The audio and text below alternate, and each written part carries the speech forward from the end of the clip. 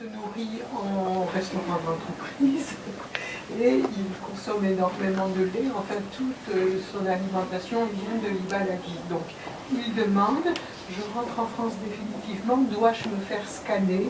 Si oui, où et comment? Cela pourrait rassurer les gens restés sur place à Tsukuba ou au contraire les alerter. Alors, la réponse est oui.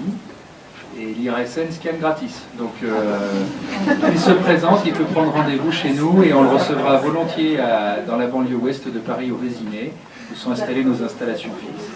Et on fera le contrôle comme on a contrôlé un peu plus de 200 personnes pendant la crise, que ce soit des journalistes ou des Français rentrés du Japon et qui ont souhaité se faire contrôler. Donc je vous donnerai les coordonnées, il peut contacter directement le service compétent. D'accord, merci. Bonjour. On parle depuis tout à l'heure des conséquences des deux expositions, celle du 17 et celle du 22 mars sur Tokyo. Vous avez brièvement évoqué le risque d'une troisième contamination qui serait gentille, la piscine, la rupture de la piscine, et le 4, notamment la piscine 4 qui quoi à 1000 ou 1200 bars, quelque chose comme ça, de combustible. Le bâtiment, la structure du bâtiment est très abîmée, elle est consolidée de briques et de broc, il faut l'appeler ça comme ça. Ça ne va pas tenir un gros tremblement de terre, il y a un gros risque. On en a pour plusieurs années. Que font les Japonais aujourd'hui pour vider cette piscine? Parce que c'est la seule façon d'enlever ce risque. Absolument. C'est un problème qui va durer encore pendant plusieurs mois, notamment parce qu'il faut pouvoir... le système qui permettait dans le réacteur, enfin dans le bâtiment réacteur, de déplacer ces assemblages combustibles de la piscine vers le cœur et après de les décharger une fois qu'ils étaient suffisamment froids vers ce qu'on appelle la piscine de désactivation. Ce système a été endommagé pour l'accident et donc il faut déjà reconquérir le bâtiment pour y travailler parce que ça va être un travail de plusieurs semaines. Donc le personnel, tant que la radioactivité est trop élevée dans cette zone-là, ne peut pas y accéder. Donc c'est un travail de plusieurs mois et ça reste une priorité importante pour eux compte tenu du risque associé, mais il faut être en mesure de le faire. Et donc il y a un certain nombre d'opérations préalables à mettre en œuvre avant de pouvoir y accéder.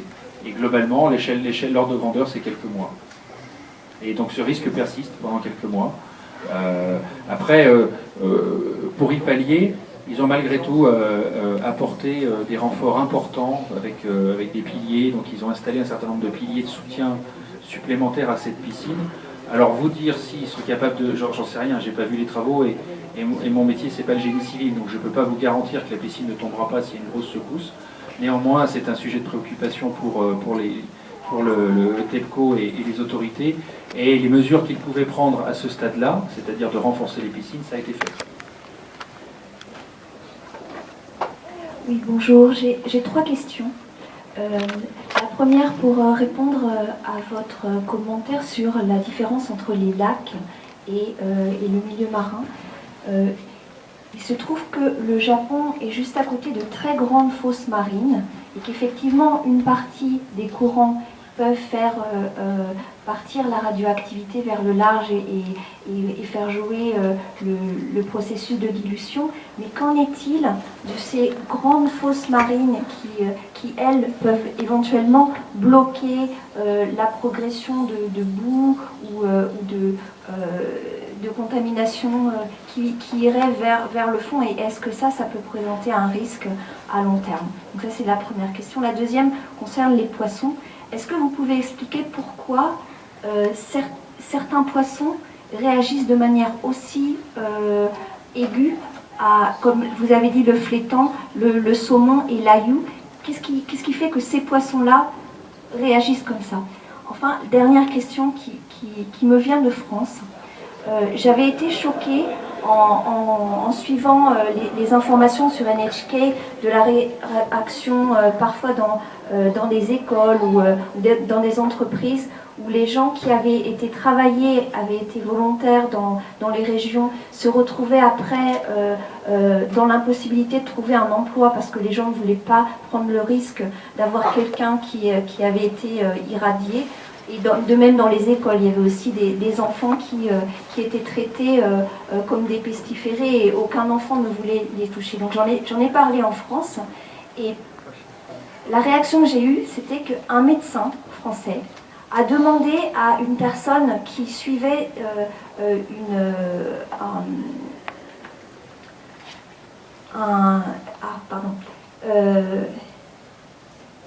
une radiographie contre le cancer, donc qui était une radiothérapie, voilà, merci, c'est le mot que je cherchais, a demandé à cette personne d'essayer d'éviter de se mettre en contact avec des femmes enceintes. Alors, est-ce que ce médecin était trop prudent? Comment comprendre qu'un médecin puisse donner ce style de conseil? Et qu'est-ce que ça voudrait dire dans ces cas-là? Comment traiter des gens qui ont été dans des zones où il y avait des irradiations? Voilà ma question. Je vais commencer par la dernière question. Je suis assez surpris de la réaction de ce médecin, parce que généralement les médecins ont une très mauvaise connaissance de la radioprotection, et là c'était un très bon réflexe de sa part. Parce qu'en fait, en radiothérapie, ou même pour des examens de médecine courante, il y a quelquefois injection de radioactivité dans le corps humain, mais c'est une radioactivité avec une période très courte, quelques heures, ou au maximum quelques jours. Donc en quelques heures ou en quelques jours, cette radioactivité elle va disparaître. Par contre, c'est une radioactivité assez intense pour marquer le corps humain et donc ensuite faire des imageries. Et comment dire, cette radioactivité étant intense, il y a émission par le corps humain. Le corps humain devient une source de radioactivité, donc il y a émission de radioéléments, de rayonnement. Et donc, effectivement, les jeunes enfants ou les femmes enceintes qui sont plus sensibles à ces rayonnements, elles peuvent, si on peut éviter leur exposition, c'est aussi bien. Alors, je dirais, du coup, c'est vraiment une action de protection de l'entourage. Si on met ça en perspective de la stigmatisation des personnes qui ont été dans des zones contaminées, là, c'est plus une réaction humaine. C'est quelque chose qu'on a aussi observé dans les territoires contaminés à Tchernobyl, en Biélorussie. La capitale de la Biélorussie, Minsk, a été épargnée par les retombées, mais ils avaient un regard tout à fait péjoratif sur les populations qui étaient plus au sud, et effectivement, on stigmatisait ces populations avec un regard très très négatif. Par contre, voilà, pourtant c'est pas contagieux et il n'y a aucun risque à fréquenter ces populations. Sur les autres questions, je dirais que effectivement, les phénomènes de sédimentation, c'est quelque chose que l'on doit avoir à l'esprit. C'est un peu lié, je dirais, avec la deuxième question sur le comportement des poissons et les différences de contamination qu'on peut observer sur les différentes espèces. Il y aura forcément des phénomènes de sédimentation en milieu marin, et ça va concerner certainement en priorité les trentaines ou cinquantaines de kilomètres autour de l'installation.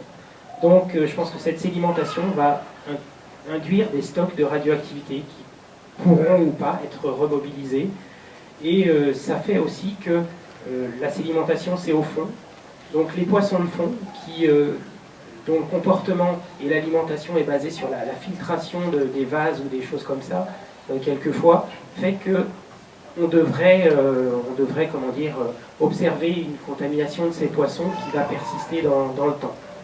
Alors, certainement que les phénomènes de sédimentation vont diminuer avec le temps, et que les couches contaminées, les couches de sédiments contaminés vont être recouvertes par des couches moins contaminées avec le temps, mais bon, ça va certainement persister. Alors, je ne suis pas océanographe, moi mon domaine c'est plutôt l'agriculture, mais il faudrait en fait faire une cartographie de ces zones de sédimentation et examiner finement la contamination des sédiments et la cinétique de contamination de ces sédiments pour pouvoir se prononcer sur un éventuel risque à très long terme. Dernière question, monsieur. Oui. Allô, bonjour. Alors, avant-dernière question et après-dernière question pour monsieur. Oui. Allez-y. Ok, oui, bonjour. Juste 3 questions. Donc, une première, très rapidement. Donc, il y a une cartographie qui a été effectuée, bien longtemps après l'accident sur Tchernobyl, en becquerel par mètre carré en Russie, en France et en Europe. J'aurais aimé savoir si cette cartographie existait pour le Japon et quelles étaient les valeurs sur Tokyo, parce que sur certains sites, on voit des valeurs qui oscillent entre 17 000 et 70 000 becquerels par mètre carré, qui est quand même élevé. Ma deuxième question, c'est une image que je me fais de la contamination. C'est sur Tokyo, on a un sol plutôt qui est hermétique. Donc les particules ne rentreront pas dans la terre, elles restent sur le goudron ou sur le sol. Et donc par rapport aux enfants qui sont à 1 mètre du sol, à chaque fois qu'il y aura un coup de vent, j'imagine que ces particules vont remonter et vont être inhalées par les enfants. Et la troisième question, c'est sur certains sites, il est fait mention de hautes particules, de particules isolées, qui sont a priori un nombre assez conséquent. J'aurais aimé savoir quel était votre avis là-dessus par rapport à l'inhalation de ces hautes particules. La carte précise, non, pas encore disponible. Les choses qui viendront avec le temps, comme ça a pris du temps aussi sur Tchernobyl, comme l'expliquait Bruno tout à l'heure. Il y a des campagnes de mesures très fines qui sont en cours de réalisation par les tissus universitaires, par les municipalités elles-mêmes et les différentes entités. Donc c'est des choses qui vont être collectées avec le temps et qui seront disponibles à terme. Après la deuxième question sur le réenvol, la réponse est non plus. C'est-à-dire que la contamination, le césium, quand il est dans le sol, il s'y fixe et après il ne bouge plus. Donc c'est pas remobilisable. C'est des choses qui, une fois qu'ils sont au sol, ils y restent. Même dans le sable. Même dans le sable. Parce que dans la plupart des crèches japonaises, moi mes enfants vont à la crèche japonaise, ils ont 3 ans et demi et 5 mois, et la plupart le sol, c'est soit il y a une herbe de jus qui est du sable, et après c'est une espèce de poussière, un sol poussiéreux. Les enfants jouent au ballon dedans le coup, et ça vole. Donc est-ce que les particules de césium volent aussi avec ces poussières? Elle s'accroche à des gros aérosols, donc elle est pas mobile. C'est pas mobile et que ce soit dans le sable ou sur du goudron, c'est pareil. C'est-à-dire qu'une fois que c'est fixé, c'est fixé. Si on veut supprimer la contamination, notamment par le césium, en fait, il faut laver ça dans les 10 jours. Sinon, ça reste, quoi. Et maintenant, c'est dedans. Donc ça ne bougera pas. Et donc c'est très peu remobilisable. Donc c'est pas avec un coup de vent qu'on inhale quelque chose. Je vais vous donner un chiffre que j'ai donné ce matin. Pour vous donner un ordre de grandeur, vous prenez un tracteur, d'accord, qui se déplace sur un sol en terre nu. Vous voyez un peu le sillage derrière avec la poussière. Ça remet en suspension 1/1000e des particules qui sont au sol. D'accord? Vous imaginez des enfants qui jouent au foot, ça remet rien du tout en suspension, quoi. Donc, dans tous les cas, c'est pas un problème, ça. Ouais, par contre, le sable, c'est pas bon, hein, donc il faut pas en manger. Et puis, si on commence à en manger des pelletés, moi, ce qui m'inquiète plus, c'est le côté bactériologique de l'affaire, plus que le côté radiologique. Donc, voilà. Une dernière question, je crois qu'il y avait 3 volets. Oui. Alors, si je comprends bien, c'est les particules chaudes. À Tchernobyl, les particules chaudes, ça correspondait à des particules de combustible. Parce qu'en fait, l'accident de Tchernobyl, c'était pas du tout le même accident que ce qu'on a vu à Fukushima. Le type de réacteur n'était pas le même, notamment il n'y avait pas d'enceinte de confinement. Et puis, c'était un réacteur avec un modérateur qui est du graphite.